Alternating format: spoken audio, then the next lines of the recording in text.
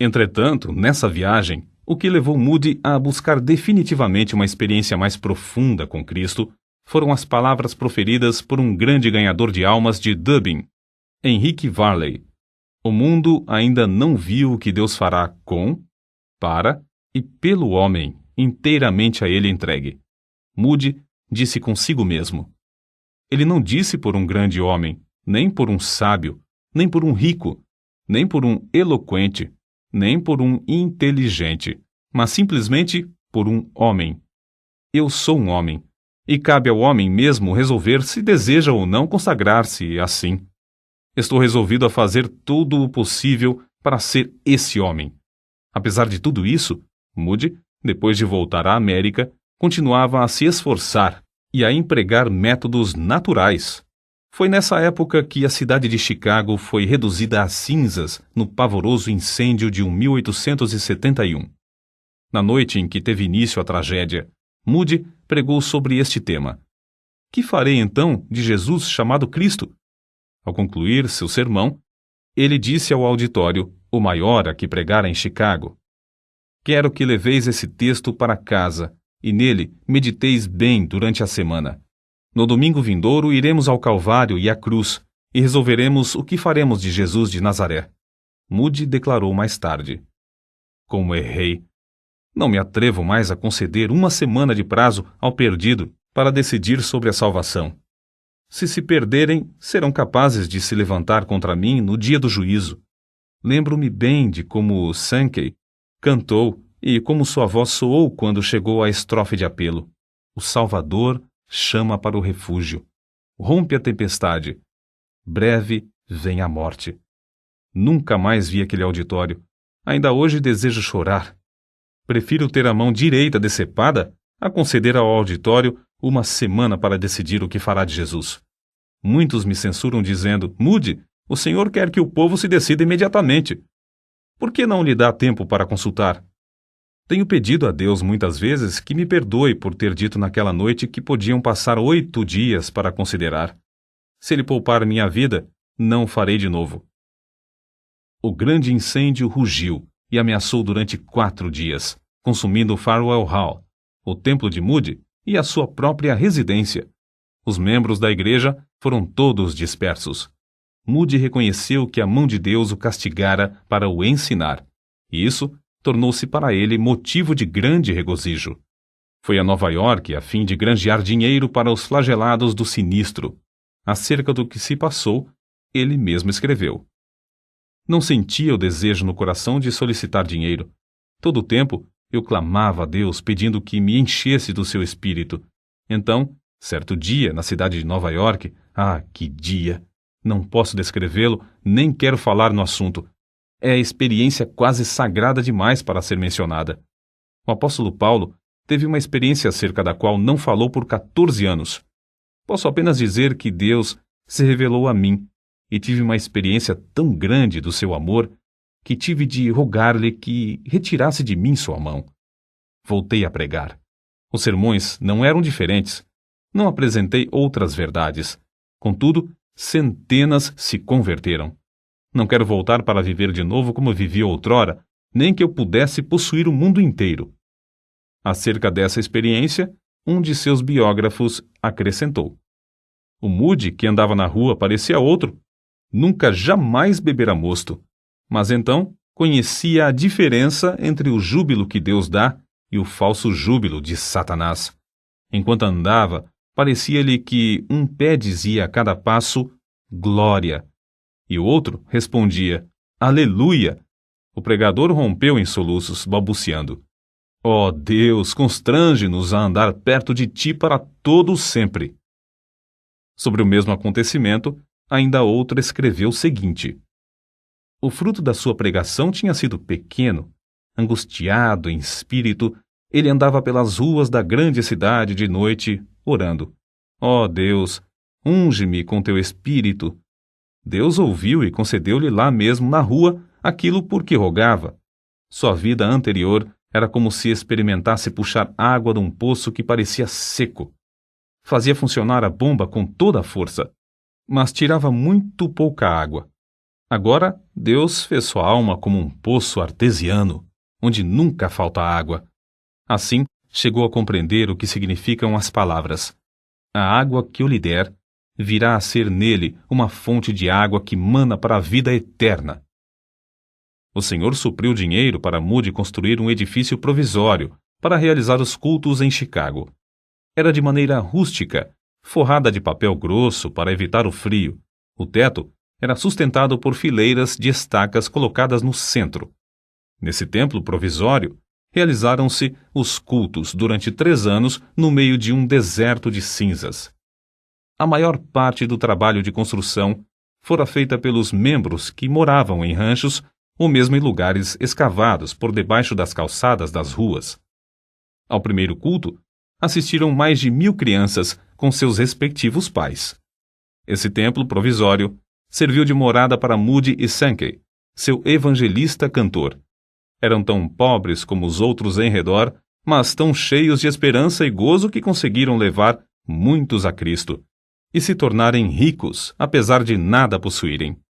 Onda após onda de avivamento passou sobre o povo. Os cultos continuavam dia e noite, quase sem cessar, durante alguns meses.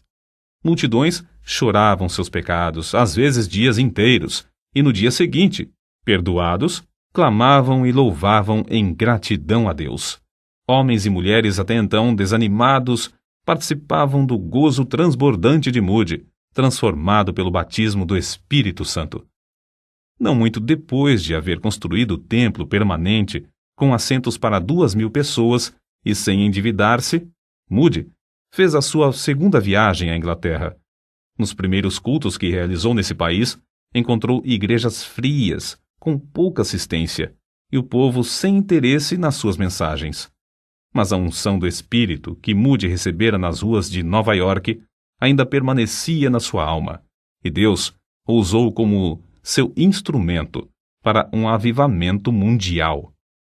Não desejava métodos sensacionais, mas usou os mesmos métodos humildes até o fim da vida. Sermão dirigido direto aos ouvintes, aplicação prática da mensagem do Evangelho à necessidade individual, solos cantados sob a unção do Espírito, apelo para que o perdido se entregasse imediatamente, uma sala ao lado para onde levava os que se achavam em dificuldades em aceitar a Cristo, estímulo a que os salvos trabalhassem entre os interessados e recém-convertidos. 1 hora de oração ao meio-dia, diariamente, e cultos que duravam dias inteiros.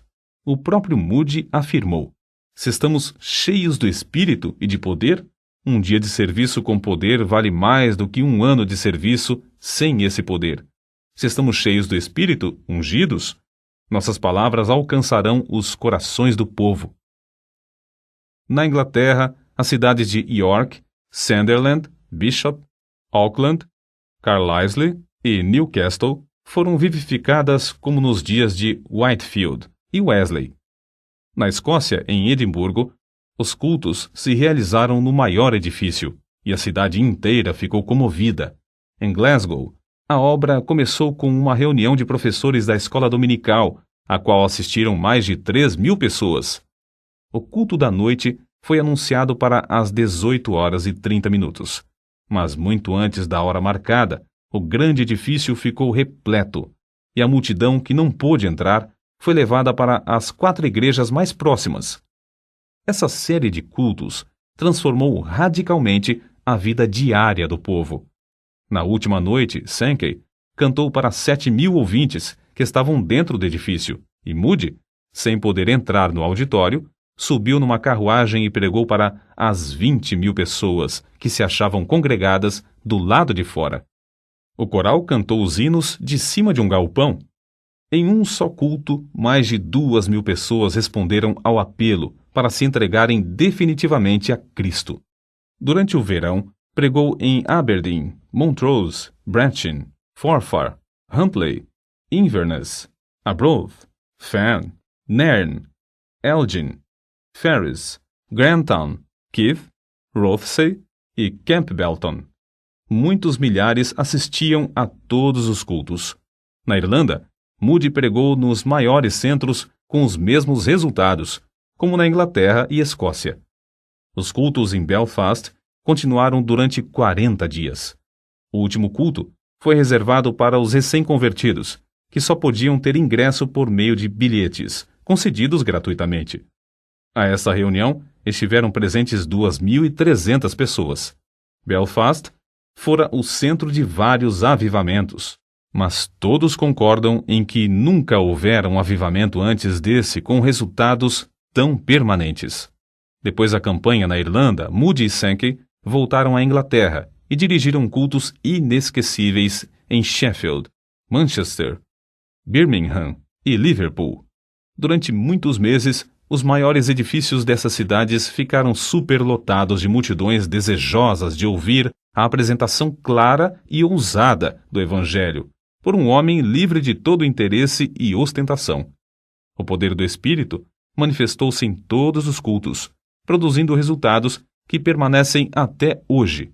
O itinerário de Moody e Sankey na Europa findou-se após 4 meses de cultos em Londres. Moody pregava alternadamente em 5 centros, e cada um deles foram realizados 60 cultos, com exceção de Victoria Hall, 45 cultos. Os números da assistência nos servem para compreender algo da grandeza dessa obra durante esse período.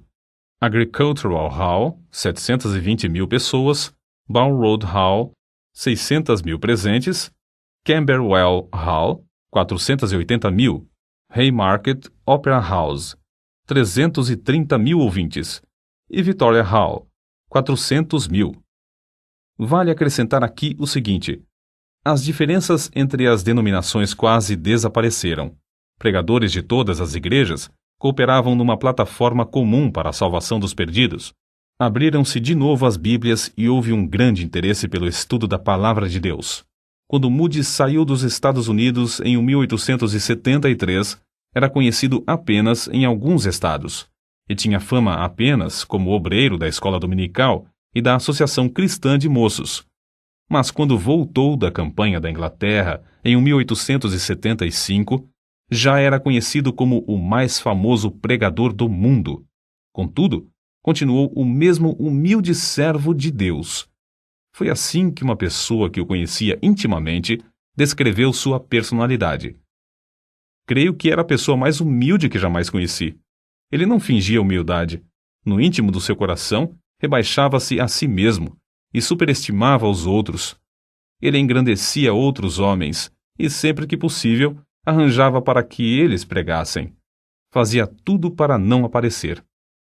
Ao chegar novamente aos Estados Unidos, Moody recebeu convites para pregar, vindos de todas as partes do país. Sua primeira campanha, em Brooklyn, foi um modelo para todas as outras. As denominações cooperavam. Alugaram um prédio que comportava 3.000 pessoas. O resultado foi uma grande e permanente obra. Durante um período de 20 anos, ele dirigiu campanhas com grandes resultados nas maiores cidades dos Estados Unidos, Canadá e México. Em diversos lugares, as campanhas duraram até 6 meses. Em todos os lugares, Moody proclamava clara e praticamente a mensagem do Evangelho. Em suas campanhas, havia ocasiões que eram realmente dramáticas. Em Chicago, o circo Fort Paul, com uma tenda de lona que abrigava 10.000 pessoas sentadas e outras 10.000 em pé, anunciou espetáculos para 2 domingos. Moody alugou a tenda para realizar cultos pela manhã, os donos achando muita graça em tal tentativa. Mas no primeiro culto a tenda ficou repleta. Foram tão poucos os que assistiram aos shows do circo à tarde que os donos resolveram não fazer sessão no segundo domingo. Entretanto, o culto evangelístico realizou-se sob a lona no segundo domingo. O calor era tanto que dava a impressão de matar a todos. Porém, cerca de 18.000 pessoas ficaram em pé, banhados em suor e esquecidos do calor. No silêncio que reinava durante a pregação de Moody, o poder desceu e centenas foram salvos. Acerca de um desses cultos, certo assistente deu suas impressões. Nunca jamais me esquecerei de certo sermão que Moody pregou. Foi no circo de Fort Paul, durante a Exposição Mundial. Estavam presentes cerca de 18.000 pessoas, de todas as classes e de todas as qualificações. O texto do sermão foi: "Pois o Filho do Homem veio buscar e salvar o que se havia perdido." Grandiosa era a unção do pregador, parecia estar em íntimo contato com todos os corações daquela massa de gente. Moody disse repetidamente: "Pois o Filho do Homem veio hoje ao Circle for Paul, para procurar e salvar o que se perdera." Escrito e impresso, parecia um sermão comum, mas as suas palavras, pela santa unção que lhe sobreveio, tornaram-se palavras de espírito e de vida. Durante a exposição mundial, no dia designado em honra de Chicago, todos os teatros da cidade fecharam, porque se esperava que todo o mundo fosse à exposição a 6 quilômetros de distância. Porém, Moody alugou o Central Music Hall, e R.A. Torrey testificou que a assistência era tão grande que ele só conseguiu entrar por uma janela dos fundos do prédio. Os cultos de Moody continuaram tão concorridos que a exposição mundial teve de deixar de funcionar aos domingos, por falta de assistência. Henry Moorhouse, pregador escocês, dá a seguinte opinião acerca de Moody e seus discursos. Primeiro, crê firmemente que o Evangelho salva os pecadores quando eles creem e confiam na história simples do Salvador crucificado e ressuscitado. Segundo, espera a salvação de almas quando prega, e o resultado é que Deus honra a sua fé. Terceiro, prega como se jamais fosse realizar outro culto, e como se os pecadores nunca mais tivessem a oportunidade de ouvir o som do Evangelho. Seus apelos à decisão, agora mesmo, são comoventes. Quarto, consegue levar os crentes a trabalhar com os interessados depois do sermão. Insiste em que perguntem aos que estão assentados ao lado se são salvos ou não. Tudo na sua obra é muito simples. Aconselhe os obreiros da seara do Senhor a aprenderem de nosso amado irmão algumas lições preciosas sobre a tarefa de ganhar almas. O Dr. Dale se pronunciou desta forma: "Acerca do poder de Moody, acho difícil falar. É tão real e ao mesmo tempo tão diferente do poder dos demais pregadores que não sei descrevê-lo. Sua realidade é inegável. Um homem que pode cativar o interesse de um auditório de 3 a 6 mil pessoas por meia hora, de manhã, por 40 minutos, de novo ao meio-dia, e de um terceiro auditório de 13 mil a 15 mil, durante 40 minutos à noite, deve ter um poder extraordinário." Acerca desse poder maravilhoso, Torrey também testificou: "Várias vezes tenho ouvido diversas pessoas dizerem que viajaram grandes distâncias para ver e ouvir Dwight Lyman Moody, e que ele, de fato, é um maravilhoso pregador. Sim, ele era, em verdade, um maravilhoso pregador.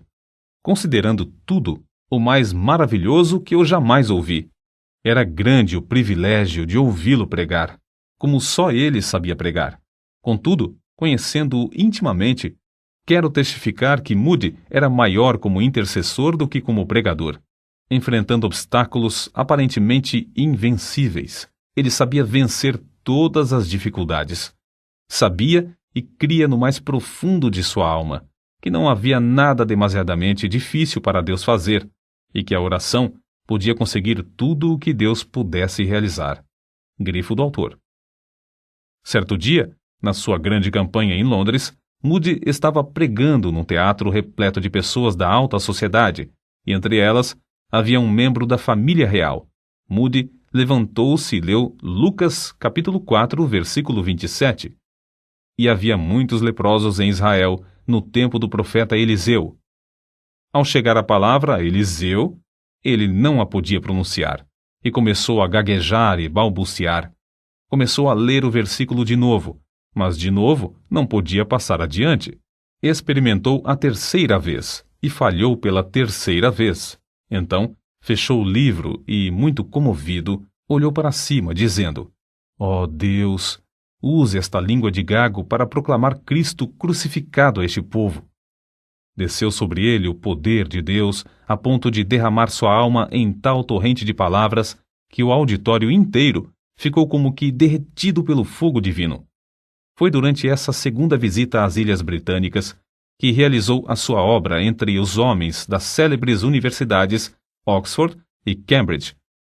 É uma história muitas vezes repetida de como ele, sem instrução, mas com a graça de Deus e diplomacia, venceu a censura e fez entre os intelectuais o que alguns consideram a maior obra da sua vida. Apesar de Moody não ter instrução acadêmica, reconhecia o grande valor da educação e sempre aconselhava a mocidade a se preparar para manejar bem a palavra de Deus.